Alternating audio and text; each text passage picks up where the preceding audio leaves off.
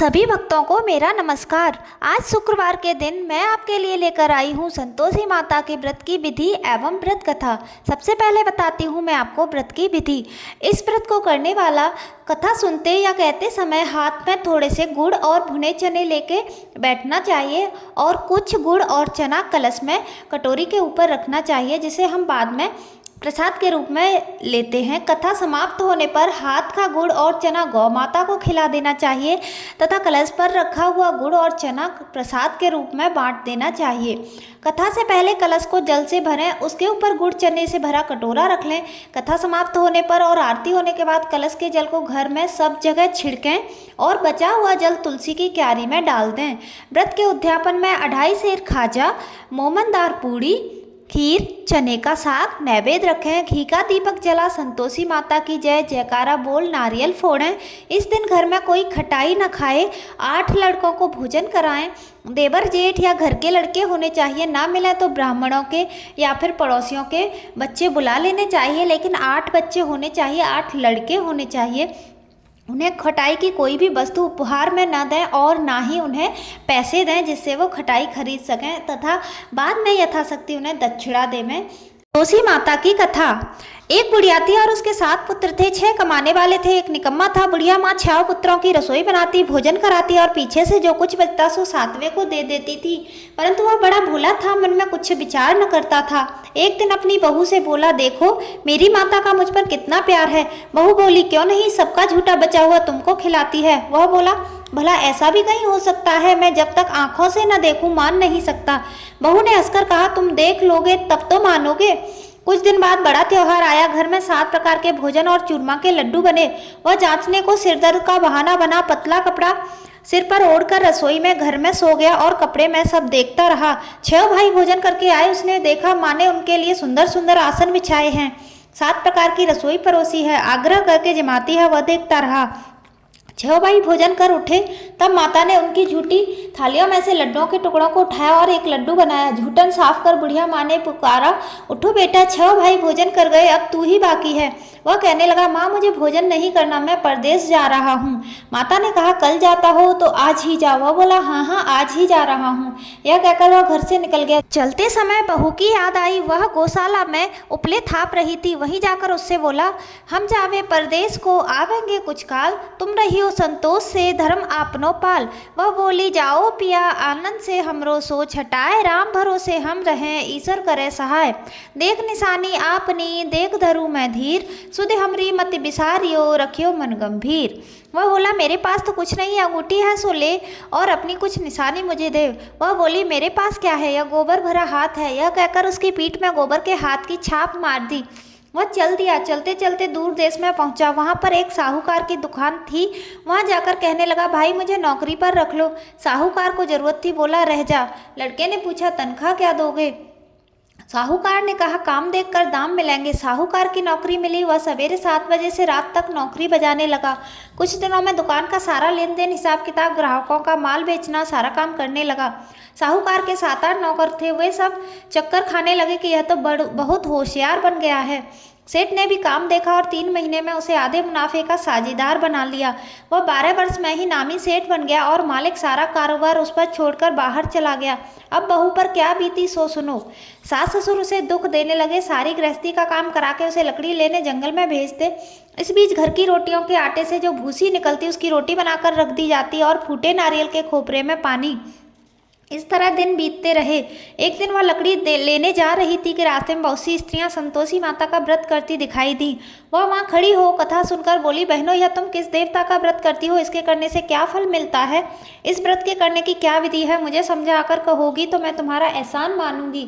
तब उनमें से एक स्त्री बोली, सुनो यह संतोषी माता का व्रत है। इसके करने से निर्धनता दरिद्रता का नाश होता है, लक्ष्मी आती है, मन की चिंताएं दूर होती हैं, घर में सुख से होने मन प्रसन्नता और शांति मिलती है, नए पुत्र को पुत्र मिलता है, प्रीतम बाहर गया हो तो जल्दी आवे, कुंवारी कन्या को मनपसंद वर मिले, राजद्वारे में बहुत दिनों से मुकदमा चलता हो तो खत्म हो जावे, सब तरह सुख शांति हो, घर में धन जमा हो, पैसा जायदाद का लाभ हो, रोग दूर हो जावे और जो कुछ मन की कामना हो वे सब इस संतोषी माता की कृपा से पूरी हो जावे, इसमें संदेह नहीं।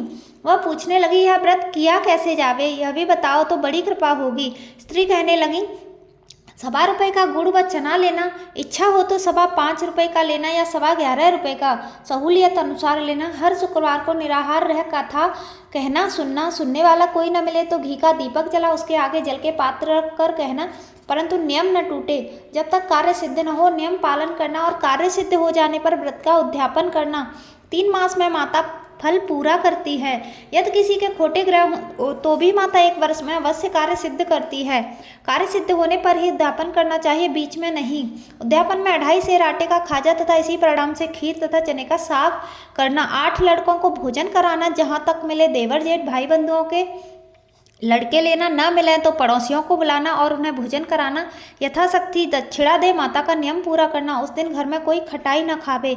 यह सुनकर बुढ़िया के लड़के की बहू जल्दी रास्ते में लकड़ी के बोझ को बेच दिया और उन पैसों से गुड़ चना ले माता के व्रत की तैयारी कर आगे चली और सामने मंदिर देख पूछने लगी, यह मंदिर किसका है? सब कहने लगे, संतोषी माता का मंदिर है। यह सुन माता के मंदिर में जा माता के चरणों में लौटने लगी। दीन होकर विनती करने लगी, माँ मैं निपट मूर्ख हूँ, व्रत के नियम कुछ नहीं जानती, मैं बहुत दुखी हूँ। हे माता जगजननी, मेरा दुख दूर कर, मैं तेरी शरण में हूँ। माता को दया आई। यह शुक्रवार बीता कि दूसरे शुक्रवार को ही इसके पति का पत्र आया और तीसरे को उसका भेजा हुआ पैसा भी आ पहुँचा। यह देख जेठानी मुंह सिकोड़ने लगी, इतने दिनों में पैसा आया। लड़के ताने देने लगे, काकी के पास अब पत्र आने लगा, रुपया आने लगा, अब काकी की खातिर बढ़ेगी, अब तो काकी बुलाने से भी नहीं बोलेगी। बेचारी सरलता से कहती, भैया पत्र आवे, रुपया आवे तो हम सबके लिए अच्छा है। ऐसा कहकर आंखों में आंसू भरकर संतोषी माता के मंदिर में आप मातेश्वरी के चरणों में गिरकर रोने लगी। कहने लगी, माँ मैंने तुमसे पैसा नहीं मांगा, मुझे पैसे से क्या काम, मुझे तो अपने सुहाग से काम है, मैं तो अपने स्वामी के दर्शन और सेवा मांगती हूँ। तब माता ने प्रसन्न होकर कहा, जा बेटी तेरा स्वामी आएगा। यह सुन खुशी से बावली हो घर जा काम करने लगी। अब संतोषी माँ विचार करने लगी, इस भोली पुत्री से मैंने कह तो दिया तेरा पति आवेगा, पर आवेगा कहाँ से? वह तो सपन में भी इसे याद नहीं करता, उसे याद दिलाने मुझे जाना पड़ेगा। इस तरह माता बुढ़िया के बेटे के पास जा स्वप्न में प्रकट हो कहने लगी, साहूकार के बेटे सोता है या जागता है? वो बोला, माता सोता भी नहीं जागता भी नहीं, बीच में हूँ, कहो क्या आज्ञा है? माँ कहने लगी, तेरा घर बार कुछ है या नहीं? वह बोला, मेरा सब कुछ है माता, माँ बाप भाई बहन बहू क्या कमी है? माँ बोली, भोले पुत्र तेरी स्त्री घोर कष्ट उठा रही है, माँ बाप उसे दुख दे रहे हैं, वह तेरे लिए तरस रही है, तू उसकी सुधि ले। वह बोला, हाँ माता यह तो मुझे मालूम है, परंतु मैं जाऊँ तो जाऊँ कैसे? परदेश की बात है, लेन देन का कोई हिसाब नहीं, कोई जाने का रास्ता नजर नहीं आता, कैसे चला जाऊँ? माँ कहने लगी, मेरी बात मान, सवेरे नहा, संतोषी माता का नाम ले, घी का दीपक जला, दंडवत कर दुकान पर जा बैठना। देखते देखते तेरा लेन देन सब चुक जाएगा, जमा माल बिक जाएगा, सांझ होते होते धन का ढेर लग जाएगा।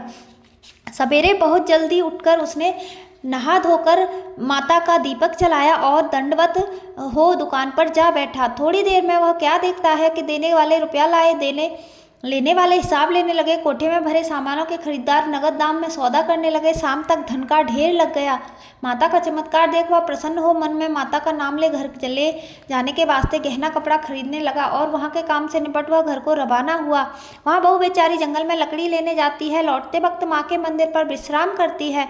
वह तो उसका रोजाना रुकने का स्थान था। दूर से धूल उड़ती देख वह माता से पूछती है, हे माता यह धूल कैसी उड़ रही है? माँ कहती है, हे पुत्री तेरा पति आ गया है, अब तू ऐसा कर लकड़ियों के 3 बोझ बना ले, एक नदी किनारे रख, दूसरा मेरे मंदिर पर और तीसरा अपने सिर पर रख। तेरे पति को लकड़ी का गट्ठा देखकर मोह पैदा होगा, वह यहाँ रुकेगा, नाश्ता पानी बना खाकर माँ से मिलने जाएगा।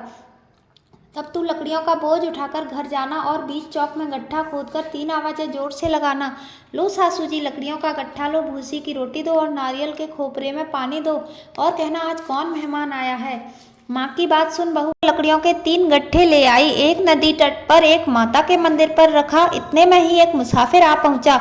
सूखी लकड़ी देख उसकी इच्छा हुई कि अब यहीं विश्राम करे और भोजन बना खाकर गांव जाए। इस प्रकार भोजन बना विश्राम कर वह गांव को गया। सबसे प्रेम से मिला। उसी समय बहू सिर पर लकड़ी का गट्टा लिए आती है। लकड़ी का भारी बोझ आंगन में डाल जोर से 3 आवाज लगा देती है, लो सासू जी लकड़ी का गट्ठा लो, भूसी की रोटी और नारियल के खोपरे में पानी दो। और बोली आज मेहमान कौन आया है? यह सुनकर सास बाहर आ अपने दिए हुए कष्टों को भुलाते हुए कहती है, बहू ऐसा क्यों कहती है? तेरा मालिक ही तो आया है, आ बैठ, मीठा भात खा, भोजन कर, कपड़े गहने पहन। इतने में आवाज सुन उसका स्वामी बाहर आता है और अंगूठी देख व्याकुल हो माँ से पूछता है, माँ यह कौन है? माँ कहती है बेटा यह तेरी बहू है। आज 12 वर्ष हो गए तू जब से गया है तब से सारे गांव में जानवर की तरह भटकती फिरती है, काम काज घर का कुछ करती नहीं, 4 समय आकर खा जाती है। अब तुझे देखकर भूसी की रोटी और नारियल के खोपरे में पानी मांगती है। वह लज्जित हो बोला ठीक है माँ, मैंने इसे भी देखा है और तुम्हें भी देखा है। अब मुझे दूसरे घर की ताली दो और उसमें रहूं। तब माँ बोली ठीक है बेटा तेरी जैसी मर्जी, कहकर ताली का गुच्छा पटक दिया। उसने ताली ले दूसरे कमरे में जो तीसरी मंजिल के ऊपर कमरा था खोलकर सारा सामान जमाया। एक दिन मैं ही वहां राजा के महल जैसा ठाट बाट बन गया। अब क्या था, वे दोनों सुखपूर्वक रहने लगे। इतने में अगला शुक्रवार आया। बहू ने अपने पति से कहा कि मैं माता का उद्यापन करूंगी। पति बोला बहुत अच्छा, खुशी से करो। वह तुरंत ही उद्यापन की तैयारी करने लगी। जेठ के लड़कों को भोजन के लिए कहने गई। उसने मंजूर किया, परंतु पीछे जेठानी अपने बच्चों को सिखलाती हैं, देखो रे भोजन के समय सब लोग खटाई मांगना जिसको उसका उद्यापन पूरा न हो। लड़के जीमने आए, खीर पेट भरकर खाई, परंतु याद आते ही कहने लगे हमें कुछ खटाई दो, खीर खाना हमें नहीं भाता। बहू कहने लगी खटाई किसी को नहीं दी जाएगी, यह तो संतोषी माता का प्रसाद है। लड़के तुरंत उठ खड़े हुए, बोले पैसा लाओ। भोली बहू कुछ जानती नहीं थी, सो उन्हें पैसे दे दिए। लड़के उसी समय जाकर इमली ला खाने लगे। यह देखकर बहू पर माताजी ने कोप किया। राजा के दूत उसके पति को पकड़कर ले गए। जेठ जेठानी मनमाने खोटे वचन कहने लगे। लूट लूट कर धन इकट्ठा कर लाया था, सो राजा के दूत पकड़कर ले गए। अब सब मालूम पड़ जाएगा जब जेल की हवा खाएगी। बहू से यह वचन सहन नहीं हुए। वह रोती रोती माता के मंदिर में गई। हे माता, तुमने यह क्या किया? हंसाकर अब क्यों रुला दिया? माता बोली पुत्री, तूने उद्यापन करके मेरा व्रत भंग किया है, इतनी जल्दी सब बातें भुला दी। वह कहने लगी माता भूली तो नहीं हूँ, न कुछ अपराध किया है, मुझे तो लड़कों ने भूल में डाल दिया, मैंने भूल से उन्हें पैसे दे दिए, मुझे क्षमा कर दो माँ। माँ बोली ऐसे भी कहीं भूल होती है? वह बोली माँ मुझे माफ़ कर दो, मैं फिर तुम्हारा उद्यापन करूँगी।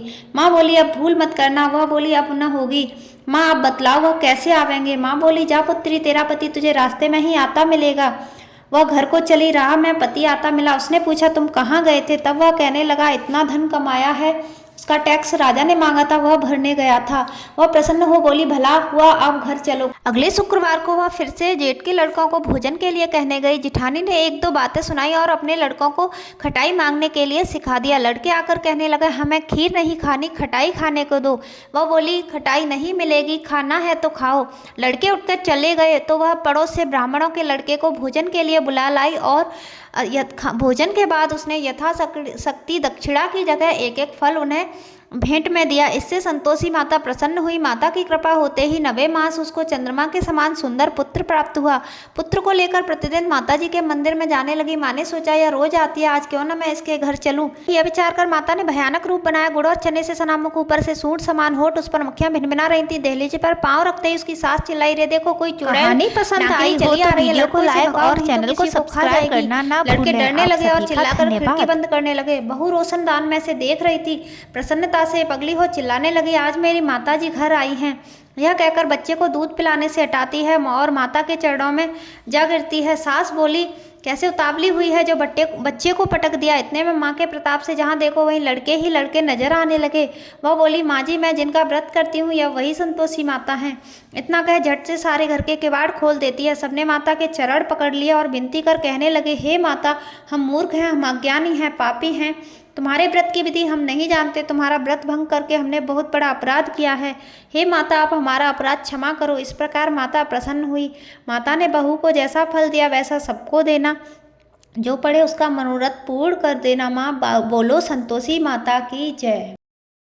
कहानी पसंद आई है तो वीडियो को लाइक और चैनल को सब्सक्राइब करना ना भूलें। आप सभी का धन्यवाद।